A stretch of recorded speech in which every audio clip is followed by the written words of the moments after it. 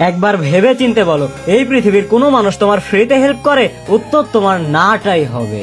Because এই পৃথিবী thank you দেখে নয়, নিজের ফায়দা দেখে চলে।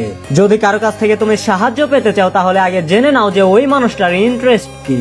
আর এটাই হলো ল number 13, when asking for help appeal to self interest, never to mercy or gratitude।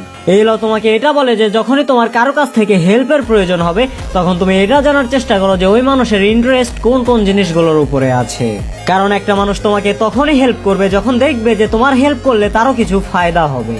যেমন ধরো, তুমি একটা প্রজেক্ট নিয়ে কাজ করছো আর তুমি একজনের কাছ থেকে হেল্প চাও, আমাকে একটু হেল্প করো। তাকে তুমি এটা না বলে তাকে তুমি এটা বলো যে স্যার, আপনার গাইডেন্সে এই প্রজেক্টটা সাকসেসফুল হতে পারে, আর এটাতে আপনার নামও আসবে। তখন সাথে সাথে ওই ব্যক্তি তোমার কাজ করে দেবে। কারণ কি জানো? কারণ তখন তুমি তার ইন্টারেস্টকে জাগিয়েছো, তার ইমোশনকে নয়।